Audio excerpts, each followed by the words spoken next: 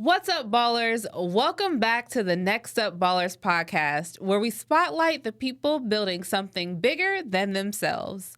Today's episode is a special Father's Day edition titled The Legacy Lens: Stories Beyond the Frame. Our guest, Michael Brown, is a filmmaker, creative director, entrepreneur, husband, and father. See, most of us spend a lot of time thinking about the moments we capture, the milestones, the celebrations, and the memories we can point back to say, that was special. But some of the most important stories in our lives never make it into the frame. They're found in the quiet sacrifices, the lessons we pass down, the values we model, and the moments that shape who we are becoming when nobody's watching. Michael is the founder and CEO of Media Beyond Frames and has spent more than a decade helping individuals, organizations, and communities tell stories that matter. From documentaries and the live productions of community-centered storytelling initiatives, his work is rooted in capturing authentic human experiences and transforming them into meaningful narratives. But today, we're talking about more than cameras and creative work. We're talking about the story behind the storyteller, the husband behind the business, the father behind the lens, and the legacy that's being built both on the screen and at home. Let's get into today's episode.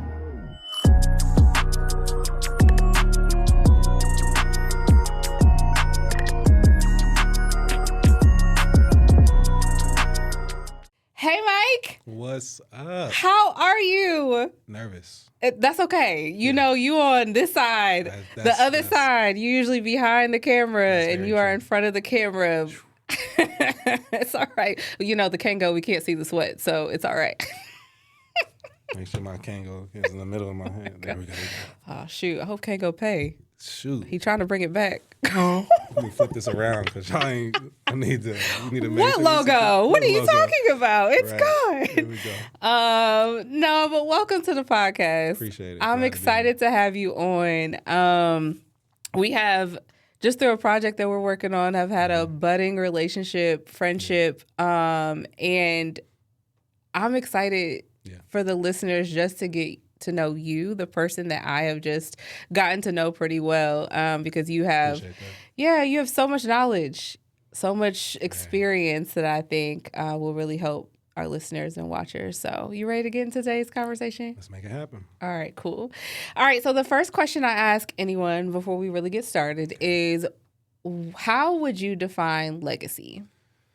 Oh, man. Legacy is all about, to me, it's when I'm leaving for my kids, plain and simple. You know what I mean? Like, being in media, I've always wanted to make sure that if there was ever a time my kids were going through something tough, that they could always go back and watch something that either I created or something of me just talking on camera, and they can watch and maybe receive something from me, be like, all right, cool, I needed that. Thank you, Pops. You know, that's how I really use social media for myself when I'm not creating for other people. But even in that same sense, like, that's why I always try to make sure the people that I work with, the people that I create for, align with what I want to do on a more grand scale. Like, I'm not out here creating crazy content that doesn't really align with me, because at the end of the day, being a Black creative, it's so important that, to me at least, that our narratives and the stories that represent us are told with integrity. So, like, I kind of follow that whole thing, and that's what legacy really means to me. Like, making sure that my kids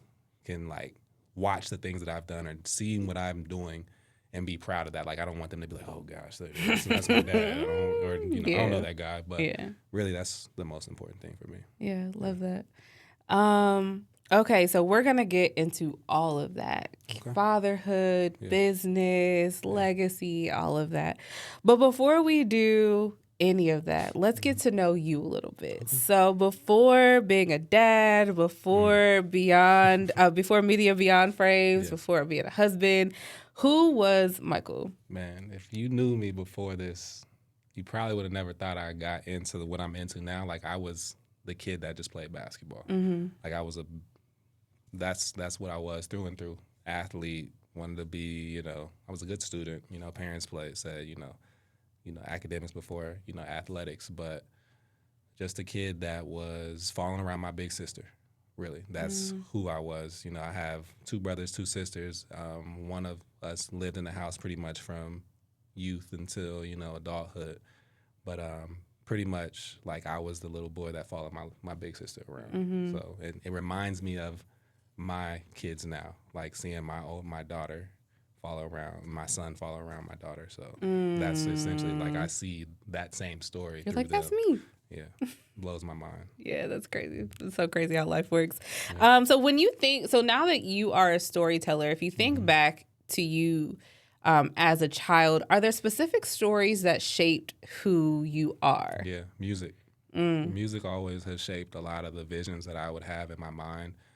When I was a kid, it's funny, my dad, there were 2 albums that I remember him running back all the time. DMX, It's Dark and Hell is Hot, and Lauryn Hill, The Miseducation of Lauryn Hill. Love that one. Those Classic. 2. Have it on vinyl. Yes, me too. I got both of them on one. But literally, when I was younger, I didn't realize what I was doing, but I would create, I'm sure a lot of people do this. It may not be, you know, different for anybody else, but I would literally create images in my mind of the music, not understanding, like translating that to now as an adult. It's like, oh, I was making music videos. I was storyboarding in my head. Oh, that's so cool. Yeah. Since I was a kid, and I was like, that's crazy that like, even when I was a kid, I low-key knew what I wanted to do, but it was just that nobody did what I did in my family. So it was just like, well, it's just something that's going on in my head mentally. So yeah, actually, that's a great question for, a great lead up to my next question was like, how did this even become? Were there storytellers or creatives in your family? Was there anybody that you were paying attention to that necessarily weren't in your family that you kind of like gleaned from to really, you know, start to understand like, okay, this is what I actually wanted to do? So basketball player turned storyteller, like take us through. How that happened, right? Yeah. It's funny. It's going to be, I'm realizing today is going to be a lot of stories about my sister.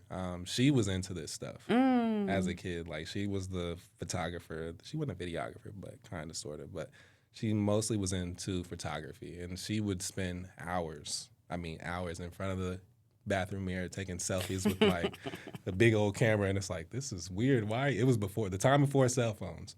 So it was like, it wasn't front-facing cameras. It was always just having cameras up. She always wanted to take pictures. I remember she took my senior pictures, and I was like, these are trash. But, like, they're actually pretty good, like, looking back. But for what she was working with. Yeah, for what she was working with, right? But she always had, like, the passion for that. And I just was kind of like, you know, I don't want to take pictures. Leave me alone. I don't want to do this. I want to go play basketball. I want to go hang out with my friends. I want to go do hood rat stuff with my friends. Okay, yes. You know. LaShawn Milton. Anyways. But no, like literally my sister is the one that kind of led me into this, and I didn't realize this until I got older, and it kind of like just found me going through life and going through different things. And then when life reached that point, I was like, I picked up a camera and I was like, wow, I actually enjoy doing this. Met some people where I was working, and they led me to like, hey, you should pick up a camera, and we're going out on these things called photo walks. And I was like, all right, cool. Oh, just whatever. like taking pictures and stuff. And they like looked at my stuff, and they were like, how long you been doing this? I'm like, literally, this is the first time I do this like, type stuff. And they were like, for real? You should like consider something like this. And I was like, all right, sure, whatever. And I like, you know, at that point, the only reason I had that camera was because I was taking a college course in graphic design at that point. Like, so I thought I wanted to do that, but there was a course that were like, hey, you need to buy, you know, a DSLR camera, a mirrorless camera, and I bought it. And from that point, like, just learning about that stuff, like, just continued to, like, build up on that, and then it turned into, hey, I can do these things with video. I can do these things, you know, similar things like that, and it just kind of grew from there. So once you started getting into photography, videography, things like that, video production, at what point did you realize like you didn't just want to capture, you know, videos or, you know, photos of events and things like that? But when did you really start to turn the corner and realize that you really wanted to start telling stories through your work? Man, I think after I got past the point of understanding like the fundamentals of it, right? You know, the coursework really gave me a good understanding of how to do certain things. Like it taught me how to sit down and just like use the rule of thirds and how to compose images and framing and how to expose shots properly. Like once I got that down, it didn't take too long. But once I got that down, then I was like, oh, okay, well, what if I actually started this off? It was crazy. I hope nobody goes back and watches these things. Still on YouTube today? Yeah, I have check it stuff out. that I used to make these videos called Motivational Mondays. And I had this page called Process. It was all about trust the process and this, that, and the other. And it was like every Monday I would come out with a video where I would be trying to tell people how to live their life.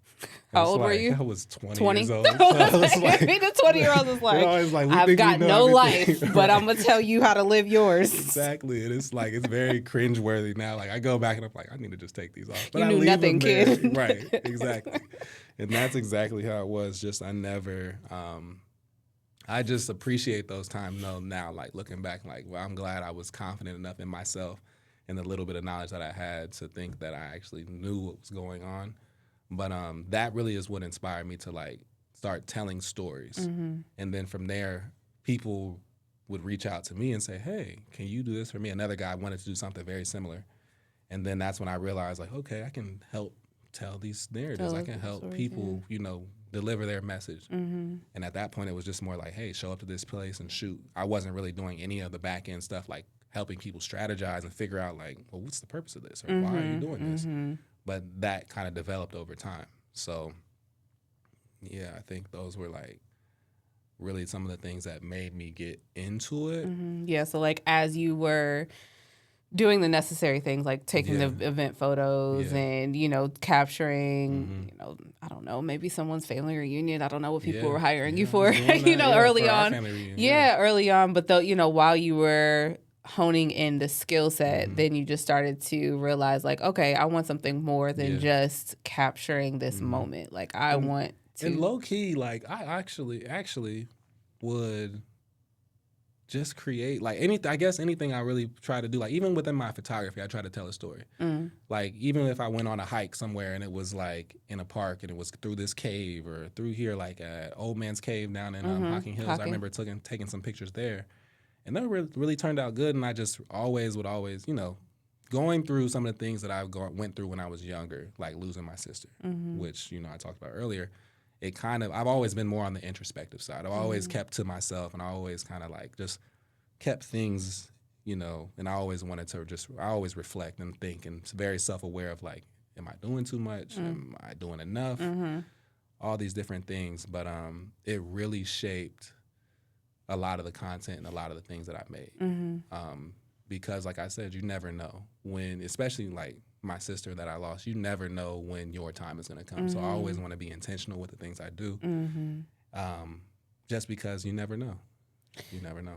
Was there ever a moment during like this journey? So you said there was like this through line where you're like, okay, your sister was doing this when you were younger. And then you're like, okay, I kind of like this enough for me to go to school with it. And then, okay, I'm kind of good at it because I'm getting compliments from it. But was there at any point where you're just like, this may not be for me, right? Was there ever a moment where you were just like, this, maybe I wasn't meant to be a creative. Maybe I wasn't meant to be a photographer. Can you talk about that? And then what helped you move through those moments? God, first off, is what got me through it, right? When I moved to Seattle, nobody knew my name. Well, we don't know how you got to Seattle. Yeah, so when me and my wife got married, she had an opportunity to work out in Seattle right out of college. So then we moved out there, and she gave me the opportunity to say, hey, you handle what you need to handle. I'll take care of all the financial stuff. Good wife. Yeah, great wife. Amazing. But she said, you build your business. You take the time to build up and do what you got to do. And I was like, all right, cool. So that was the first time I ever did anything like that. So I was like struggling, like, am I supposed to do this? Like, what do I got to do? How to do make I do this work? Yeah. She said I could make it work, but I don't know how to make it work. Do it at all. But she was like, so then I had a networking opportunity. There was this thing, I think it was called Raw Artists or something like that. And they basically held workshops or like events where different artists would come out and basically showcase their work. So I had like I was very photography focused at that point in time. Okay.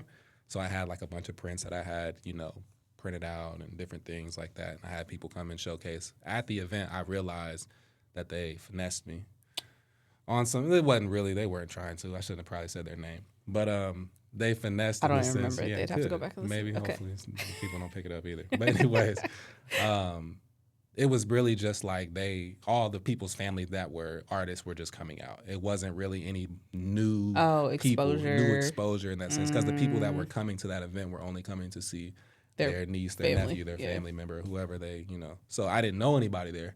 So what I did was I started networking with the people there, asking them, oh, you're a graphic designer, you're a visual artist, you can draw, you can, you're a rapper. And I started networking with those people. And one of the rappers there, me and him made a good connection, and I just started, shooting content for him. And at that point, I was like, that was my only client. So I was just like, hey, what you doing today? Let's go out and shoot. You want to make a music video today, don't you? Right, all those different things. And then once me and him kind of like stopped working, I had met a few more people like through him and stuff, which was really cool.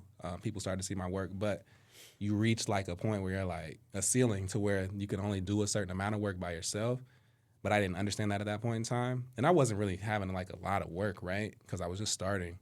But I had reached that point to where I didn't have any new clients coming in like on a consistent basis, because I wasn't building a pipeline. I wasn't doing anything. I was just literally posting online and just like, hopefully. Were you ever taught the business side of it? No. Okay. No, so yeah, I'm sure that has a lot to do with it. And yeah. I think like I've literally came from like, this was my work study. That's why I always say Seattle was my work study for me to go out there and see what worked. And I remember going through months. It was like one or two times where it was like 2 months in between a job. And I remember just like, shit, I'm gonna have to get another job. I have to go back and work for the man, right? And I didn't want to do that. Was the last thing I wanted to do.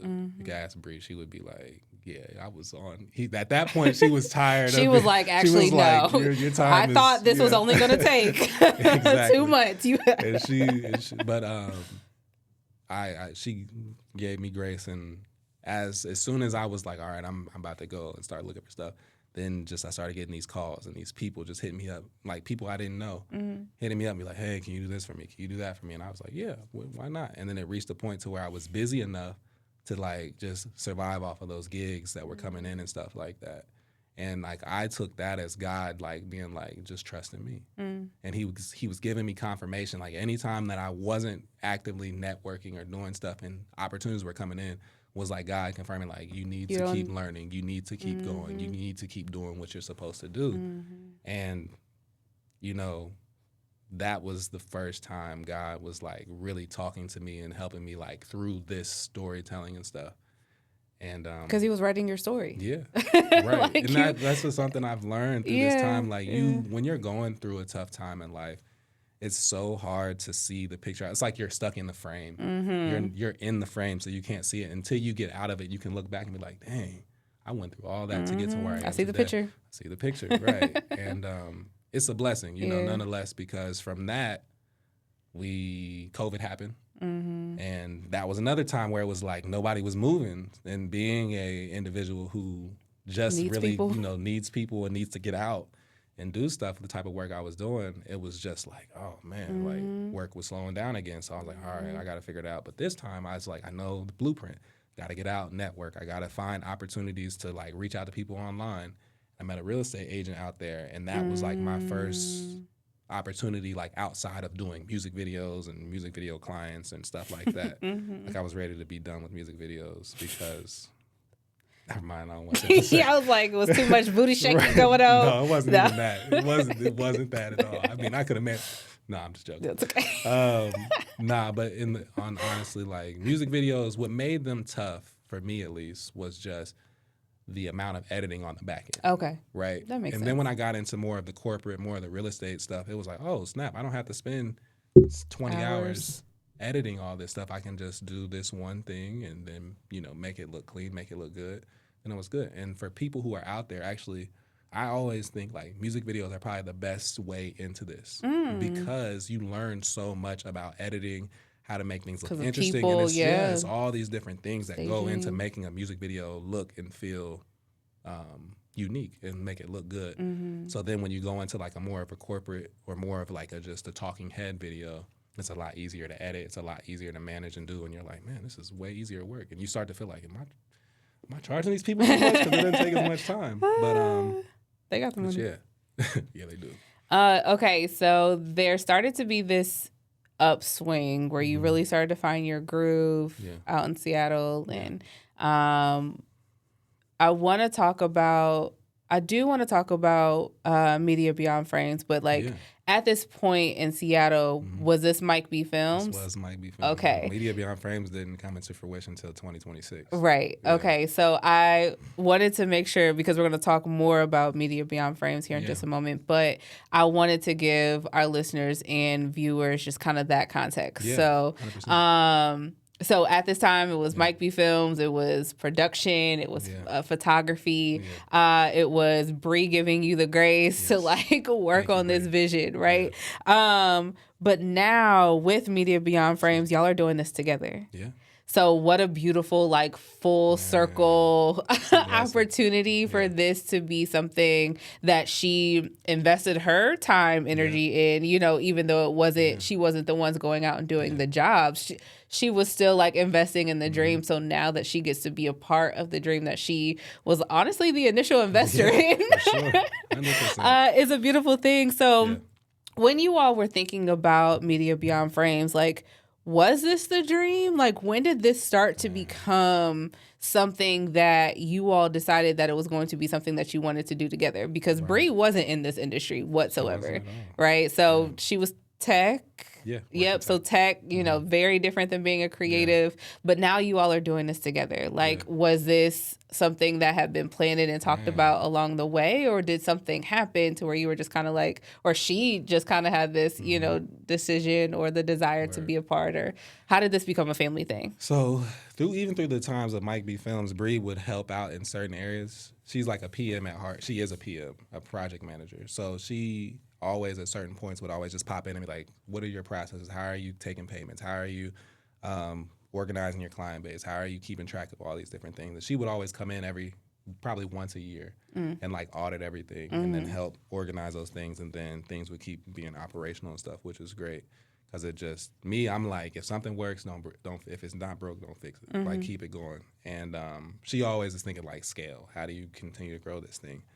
So she always has been there from that point. But as things, as we got through all that stuff, COVID, coming back to Ohio, continuing to take all the knowledge that I learned out there and bringing it here and expanding the business to the point to where now she's like, hey, I don't have to work where I'm at anymore.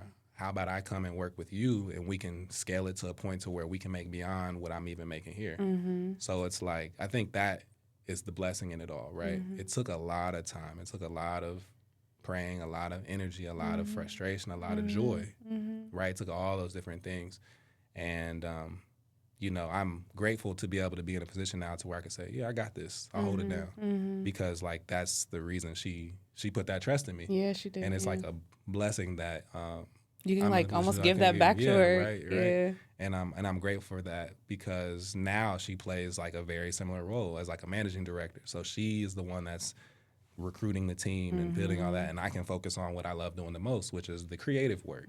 She can handle the business end and trying to make sure all of the SOPs and different things like that are in place, but I'll handle all of the creative work and coaching the creative team and bringing people in to just do and execute the vision for whatever my clients need. Yeah. And I can build relationships. That's my favorite. I'm a people person. So I always enjoy just getting to know people and knowing their stories. When I can't do that and have to focus 6 hours out of my day, sending out proposals and stuff, oh, that's the worst. But it's important, because if you don't do that, you're not getting paid. You can't grow. You can't make no money. So it's important in all those parts. So.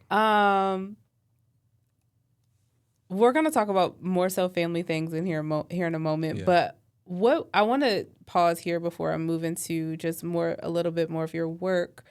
What would you say to the couples that are thinking about doing business together, and be honest, you know what I mean? And not just couples, this is granted, you all are married, but you also have 3 kids. And so it is now we are working together. We have to figure out our relationship and we have to figure out our kids. So what is there any type of advice you would give to the people who may be listening or watching about potentially going into business with their significant other? Me personally, it's the best decision we've ever, in my opinion, I can't answer for her, but it's the best decision that I feel like we've made as far as like work, because our vision is aligned. We understand what the goals are together, and we're doing everything that we can to serve one purpose, which is to raise our children to be better than what we are, to have more than what we had growing up. Not to say that we didn't have, we weren't blessed growing up, but we have a unified vision in everything we do. And yeah, at times it can be like tough, because I may be like, hey, we need to invest into this new equipment. And she's like, well, what's wrong with the equipment that you have right now? Is there a purpose to do that? I'm like, well, yeah, because it can yield more, blah, blah, blah, right?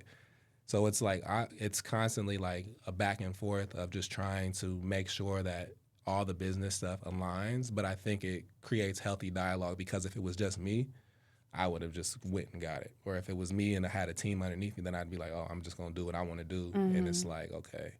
She's like, it's a balance, right? And I feel like that's the beauty of it. Like in a relationship, everything's not always 50-50. Maybe 80-20, maybe 60-40. And I think it's the same thing within business. Like as we meet in the middle and we try to figure out what's the best for the business, so that way we can make sure those 3 little kids have what they need. So like for me, like my advice for people out there that are considering doing it, make sure you have the right partner that wants to do it. Make sure y'all can handle the same level of stress, or make sure that at least one of you have enough know-how or, anything to just be like, you know what, maybe we may have to stop this for right now. And realize that every decision doesn't have to be final. Like you can always stop what you're doing and be like, all right, we got to reset. We'll figure this out, and be malleable, right? Don't always be so rigid in the way that you think and the way that you do things, because in business you have to be flexible. You can't just do things the same way all the time to be successful. You got to always be adaptable. So that's my advice. Like it's fun, but it's also tough too. Like business is tough in general, and it's just like realizing like through all those things you're growing as people, but also make sure you take time to where you can just get away from all that. I was going to say that, making sure like this is business, this is, like relationship. Know when to turn off, because it's difficult. Like Bree, getting into like, as we're doing right now, she'd be like, so I want to talk about this person. I'm like, I don't want to talk about business right now. Let's just watch our show, or let's just, spend this time with the kids, or whatever the case may be. And I may be like, we really need this thing. And she's like, all right, but can we just focus on put it on this the calendar? Yeah, put it on the calendar. And but create boundaries of when you do business and when you are present, because when you work together, everything, there's like always this blurred line to where it's hard to turn off or turn on, or whatever the case may be. But yeah, that would be it.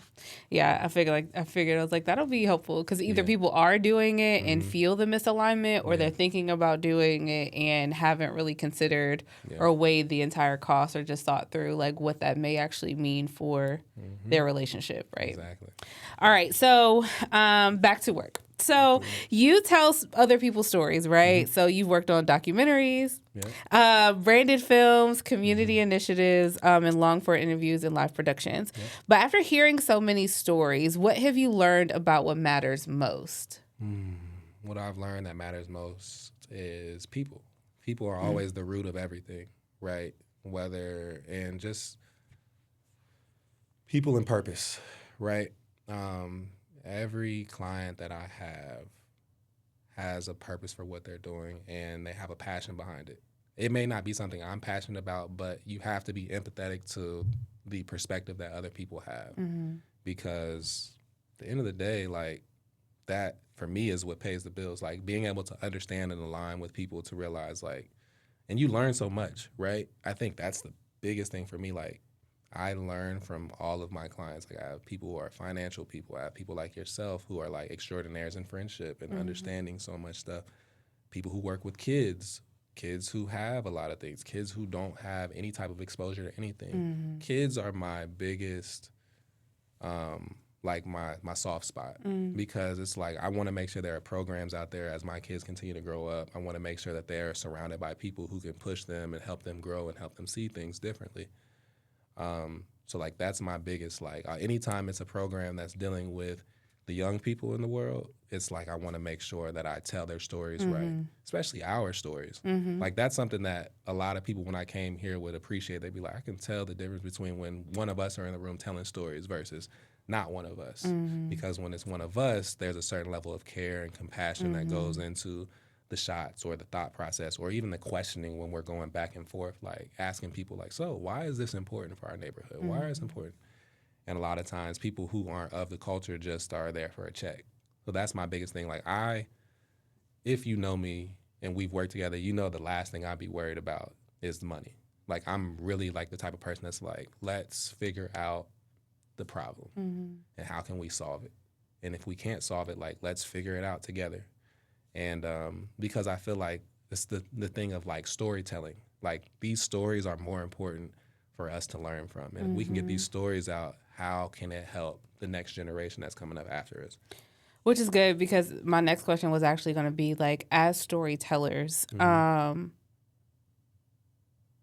in understanding that we are a lot of times, especially through your work and some work that I engage in as well, is like we're carrying other people's stories, like, and that can be weighty, you know, just like really understanding that someone trusts us to tell their story, and do so like with someone else's, like that's their truth, you know, like how do you feel about carrying that out, you know, especially working with so many different types of organizations here in Columbus, a lot of youth organizations, a lot of organizations that have so much history, a lot of underrepresented organizations, you know what I'm saying? Like, how does that feel for you to carry that weight? And then how does that motivate you to do it well? Right.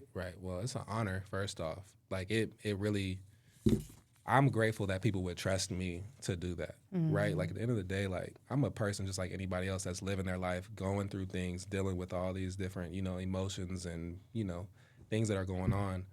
But the fact that people are willing to trust me to deliver their message is like the greatest honor as a individual that's in media.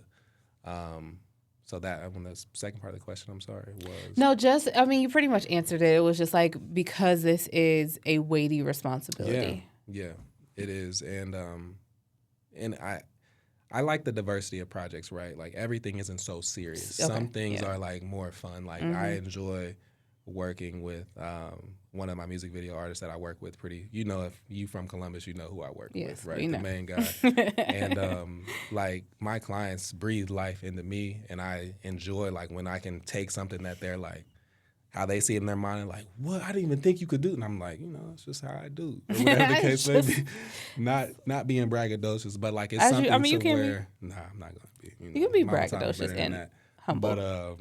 But no, for real, like I'm grateful that people trust me, and I don't want to lose their trust, right? That's the biggest thing. Like I don't want somebody to be like, have this expectation, right?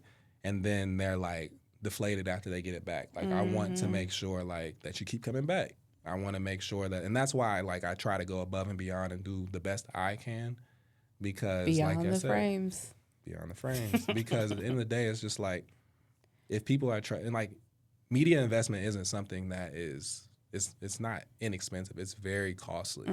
So it's like, I know if I'm spending this type of money on something, I'm expecting somebody to do the job well and to do it efficiently and do it effectively. Like if I'm paying all this money to do something and somebody like just doesn't, if it doesn't translate to what I expect, then I'm like, well, why did I could have did it myself, or I could have put that money somewhere else, you know what I mean? Pay someone else. Or pay somebody else to do it. So it's like, that's the last thing I want to do. So that's why I always try to like reach back out and just like, hey, you know, is there anything that you would want me to do? What else do we need to do to make sure that this is translating the way it needs to? Yeah. And I think that's what I've learned over time, right? It used to be just like, hey, come to this event, shoot this thing. And I would come to the event and shoot this thing. And then they'd be like, all right, see you next time at the event. And I'm like, well... Okay. And then I was like, well, did that actually hit the goals of what you needed? Did it do the things? And that's why I'm getting more into the strategy and like, because a lot of times people don't know. No. People just think like, I had this great event idea. I want pictures from this one thing that happened. And I'm like, well, yeah, that's smart. But how can we use these things to make people aware? How can we do this to bring more people in, whether it's, people that are funding, stakeholders, or if it's the case of like students, how can we get more students interested in this in order so that way you can serve more young people, or whatever the case may be. Yeah.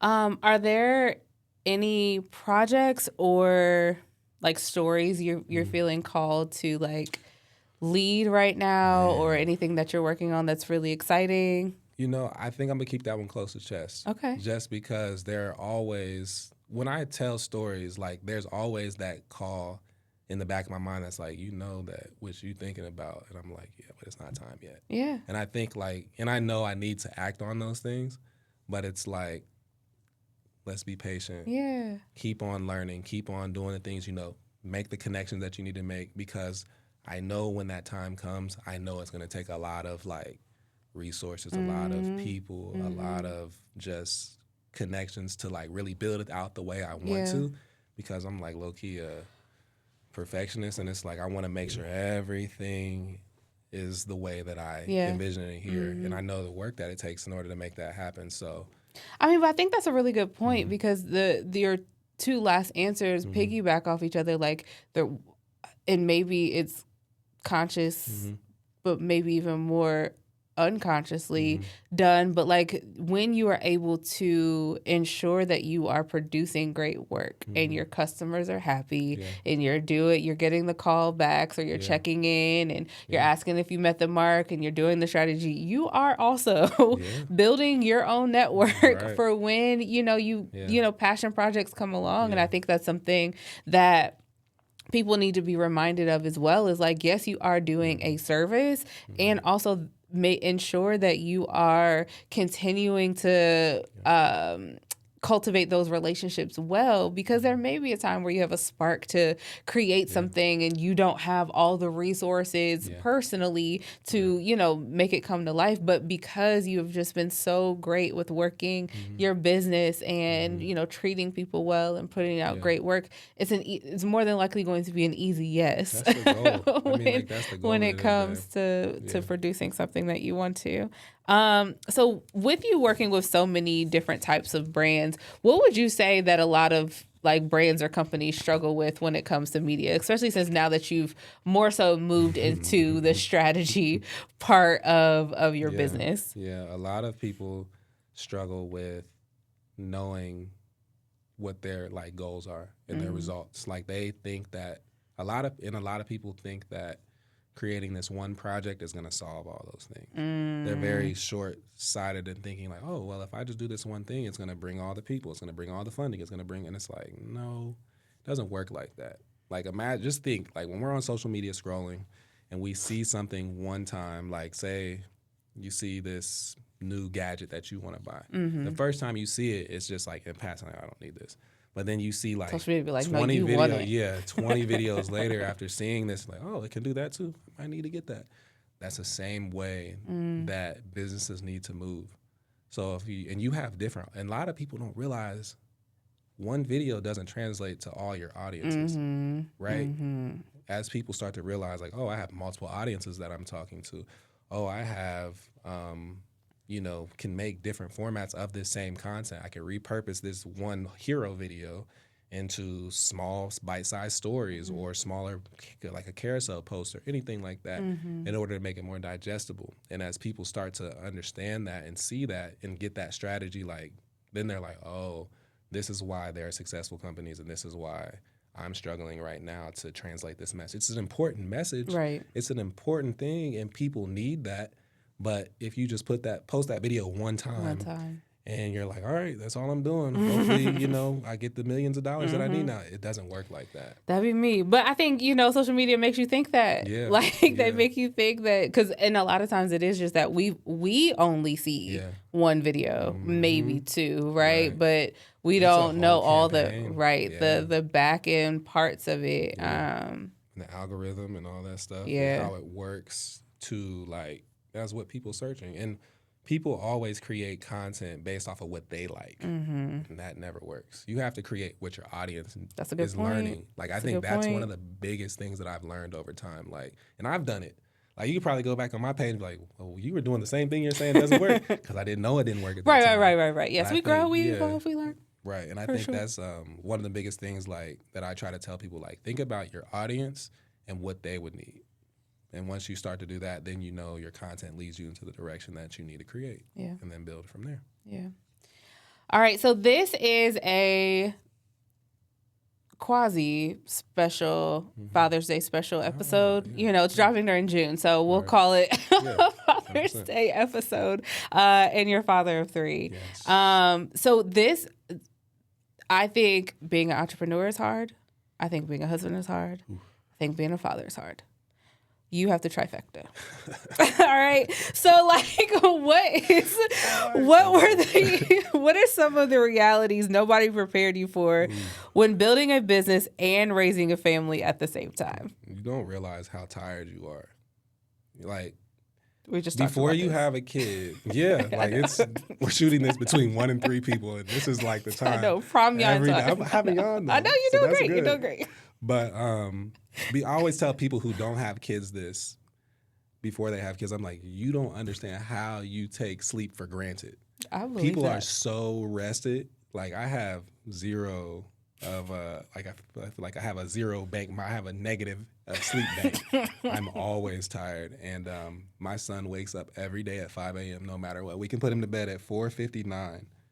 He's waking up at 5 o'clock, ready to go, and it's like, bro, please go to sleep. But yeah, I mean, sleep is one of the main things that I didn't realize. Like, it's tough, but outside of that, it's just what I wish I would have known is, like, how much better at time management that I had to be, because you have a finite number of hours that you can actually get work done, right? You drop your kids off at school at 8, 3 o'clock comes around really quick. That's really how many 7 hours? 7. It's not 6, even 7 that, hours, yeah. because you got to drive, and then you get back home after you drop everybody off. It's about 9:30. Then you have to, then you got to eat. That's about settle into, like, doing work. Like, oh, I guess I got work to do. Creative work is different than, I tell people that all the time. Creative work is the most. Because it's not like I can just turn it on, like, all right, let me get on here and create. Oh, like, I my have to goodness. literally put myself You got me sitting up in my seat about that. Yes. Right. Yeah. Because creative work, it's not just like, I'm going to turn this on at 2 o'clock and I'm good to go. It's like, so you can turn your music on, do all the things that it takes for you to get into that creative space. And then you look up and like, dang, I got like 30 minutes to work. Like, I wasted not wasted not time, wasting, but it's like, wow, what happened to the day? Yeah. And so it's like, and then you have to go do all the stuff with the kids, the family, and all that stuff. And then by the time the end of the day happens, you put everybody to bed, 8 o'clock, 9 o'clock, whenever you get your kids down. Then you're like, I'm tired. It's 10 o'clock. I don't want to do that creative engine has passed. Exactly. It's gone. And then the day repeats itself. Yeah. So it's just, you got to find those pockets of time where you can. That's something I'm learning now. Just like, how can I learn how to work on the go, or just be like, I got to lock in and get this stuff done at this point in time. And sometimes it works. I have more days it works than it doesn't, thankfully. But, and I think it happened. And I think it helps me that I have so many different types of content and clients that I work with. Like, some are, like I said, are within the youth space. Some are within the creative arts, like, dance and stuff like that. Some are within events. Juneteenth coming up. Like, different things it's so many different things to where I don't have to turn on my, like, it's a notch. Like, I don't have to be at 100% creativity.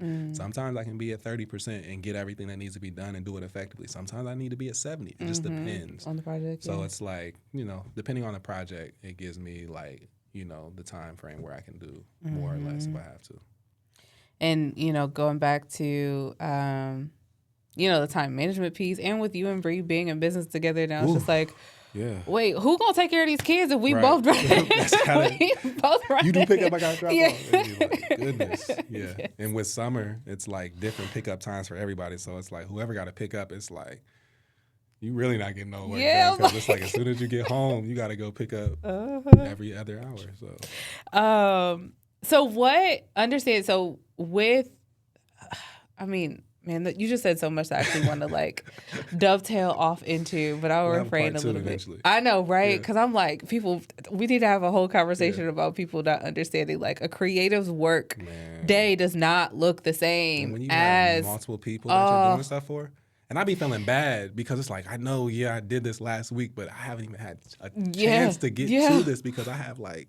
And it just takes so much brain. Like, anyway, that's a whole different conversation. Right. Anyway. Right. So with you being an entrepreneur and a dad, what is something that your children have taught you that no client, project, or business experience could ever teach you? You got to be present because time flies.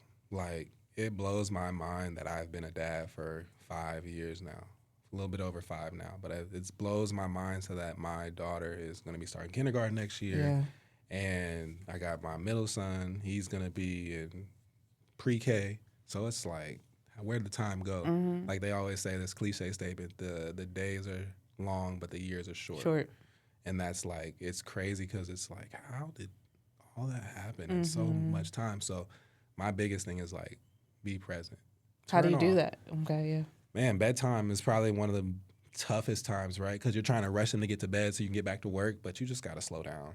Slowing down and just being present and just taking that extra 5 minutes. Because what is me getting to work 5 minutes sooner really going to do? Or even 30 minutes sooner? Am I really going to be able to complete that thing that I need to? Yeah. Or am I going to be just fiddling around and trying to figure out, conceptualizing and stuff like that? So just being present when they need it most, right? In those times where you are trying to rush, those are the times that they need you to be present even more, because it's like your kids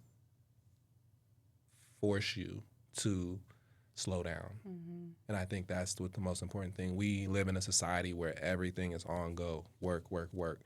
Don't, it's just always, our society demands so much time and energy and just focus to where, and attention to where it's like, you got to learn how to just put the phone down, sit down at the dinner table, eat with each other, and just be present. Because once you actually get a chance to do that, like everything else becomes easier because you can like turn off, you can let go, and even as an adult, it's so important that we have things that we can do to turn off and unplug as well. Because if you're always working, you're always doing the thing, it's so difficult to like do it well and efficiently. So, and you can't give that time back with your kids, right? Like and that's the biggest thing. A lot of people with older children, I always say, like, they're like, man, I miss those days. I miss those times. And it's like, I try my best to like remember that. I'm not perfect every day. And I'm not, shoot. No parent is. Y'all ain't never done this before. Teenagers. Like teenagers, they say they're even worse. I got a friend going through it. Man, that's the part where I'm just gonna be like, these locks are gonna be completely white by that point in time, I'm sure. But it's man, like, be present with your kids because the time is so short and it'll happen. Like it's been 5 years already. So. And it doesn't feel like it. It feels like we just brought her home yesterday. Yeah. Okay, last official question before we just kind of start rounding the corner and closing out. If your children watched a documentary about your life 20 years from now, what would you hope they learn about the man behind the camera? I would say, I hope they realize that everything that I did was for them. I may not always told them that in that time, or I may not have always been present enough to like let them know like, hey, I'm doing this for you. But I hope that they can, I hope they're old enough. I hope they're conscious enough to understand like, dang, Dad really built all of this for us to have something. Like it's about, like I said, like we talked at the beginning, it's legacy. Like I hope to create and keep building this up to the point to where if they don't want to go and work for somebody else, they can have the family business. Like they can play different roles within the business. Like it would be my dream that each one of my kids wear a certain hat in the business to make sure that things run effectively and stuff like that. And if they don't want to, then I hope that they can either build their own business based off of the things that, and just, I would go to school, whatever it is that they want to do. I just want them to realize that, Dad has been through a lot.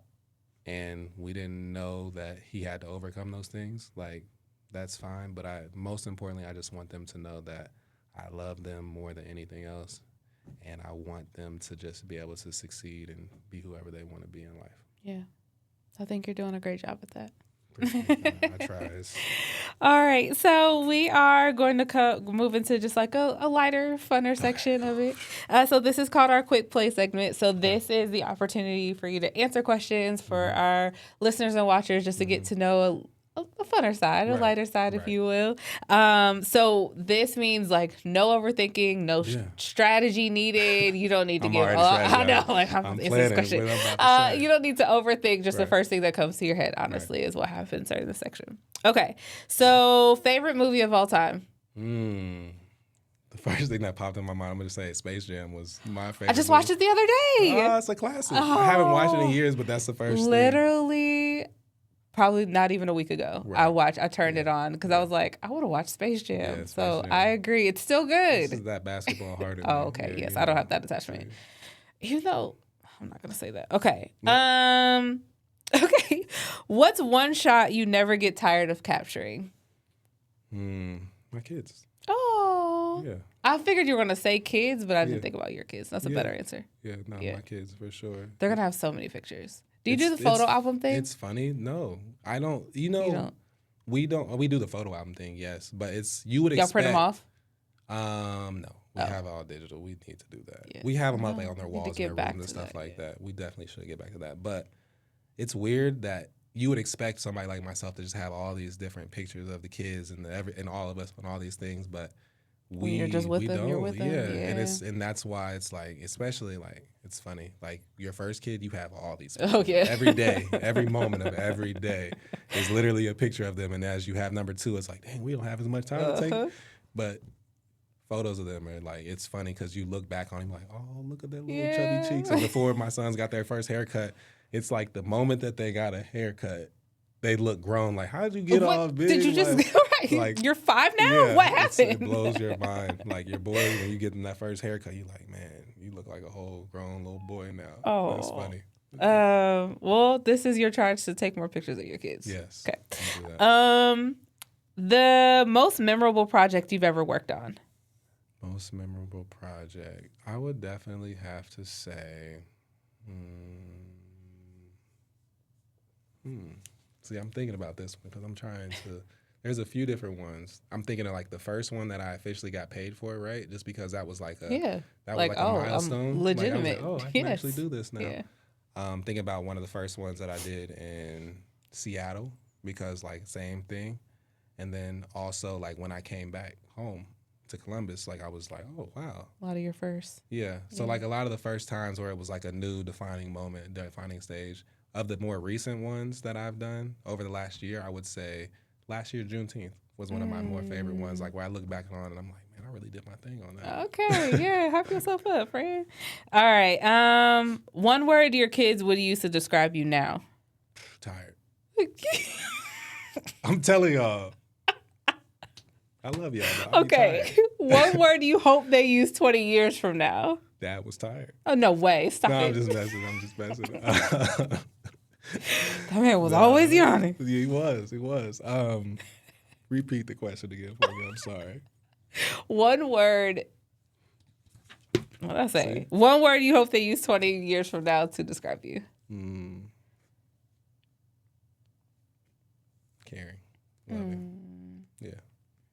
That's what it's, Hope they're able to see that through all the times where I've had to get on them and be like, hey. And all the times you were tired, it's because you cared. Yes.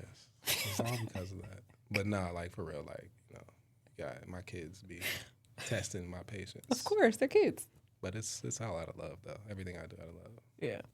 All right. So the last thing is every guest on the show must give the people watching and listening a challenge for the week.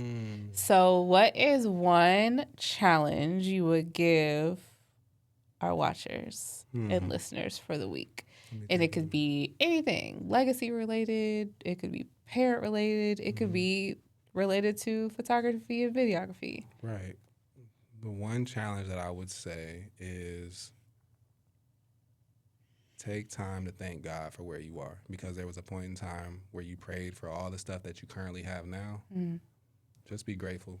Like, we're all alive, we're breathing, we have consciousness, we're just able to live life, and sometimes it is important that you just appreciate it. Yeah. Appreciate life. You know, as chaotic and as crazy as the world is today in 2026 Man. in America. Okay. It's important that you still appreciate that we have the opportunity to change it, to make life better. Because at the end of the day, if everything that we're doing is for the next generation, then we realize we got to do better. Mm-hmm. So be grateful and do something to make the world better, your world better, the people in your house better. Stop leading with hate. You know, a lot of people lead with hate, so lead with love. Lead with love. It's a few, but those are things I would say. Okay. I love it.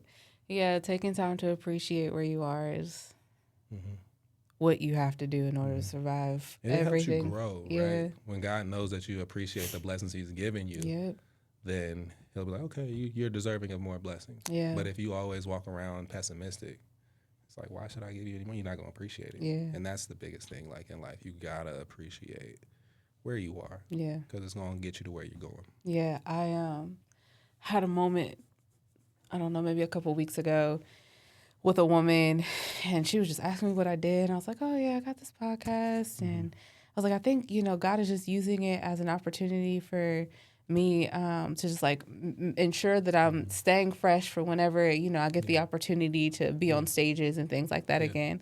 She was like, wait a minute. She was like, God gave you a platform and you're waiting for somebody else's to be put on somebody else's platform. And I was like, boom, mic drop. Yeah.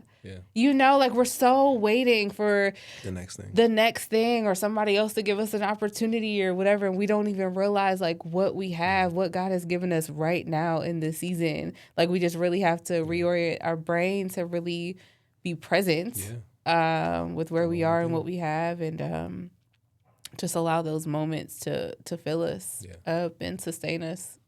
Not saying that future isn't going to happen. It's just it'll happen when it does. It does, yeah. It's always going to be the perpetual present. Yes. It'll always be now. It'll never be tomorrow. It'll always be now. And it should. Yeah. You go crazy always thinking about tomorrow. Mm-hmm. Well, thank you. Thanks for having me. Thank you for sitting down. I definitely want to do this again. And chatting. Don't do this. I know. We got to pull you out front. I usually try to make my own podcast, and they're always like super awkward. I'm like, I'm not posting it. It'll be back to like when you were doing we were trying to give the motivation. I think I see that. It's okay. You know, sometimes you just need the exchange. Yeah. Right? Definitely. So you did great. I can wear some people's ear out. Okay. But sorry, Bree. Whew. Yeah, for real though. That's what she told me. She was like, "Don't be talking too much when you go on there today." I'm weak. No, but thank you. I think there was a few moments where we were listening, and I was like, "Oh, that's gonna be a great clip right there." So I think you definitely dropped some gems, and you did well. And I just want to continue to encourage you to do this, and you know, tell your stories and be an inspiration to so many other people in your sphere, but definitely in your household. And I know this is only the beginning. Man. Oh, I just, you know, I've had the privilege of working with you, and I've seen your growth over the past few years, and thank you. I'm so excited. I'm so excited about what's coming up. So thank you for God has blessed us all. So I'm just thankful that you would, like I said, thankful that you had me on the show. Absolutely. I've seen some of the people you've had here, and it's like to be even asked to be on. I'm like, whoa, appreciate you. Much appreciation. So, you deserve this seat. You deserve to be heard. Your story deserves to be told. So thank you. Thank you. All right. Until next time. Peace. See you. What a powerful episode. Yes, as a filmmaker, Michael spends his days deciding what belongs inside the frame. But today's conversation reminded us that some of life's most important stories happen outside of it. The moments no one applauds, the sacrifices no one sees, the choices that quietly shape generations. Because in the end, legacy isn't what we capture, it's what we pass on. So as you move through this week, ask yourself, what story is my life telling, and who will carry that story forward? Thanks for tuning in to another episode of the NxtUp Ballers Podcast, where our guests are built on wisdom, driven by action, and leaving a legacy behind them. You can listen to us wherever you listen to your podcast. You can also watch us on YouTube. Remember to like, share, and subscribe. We'll catch you on the next episode. But until then, go ball out.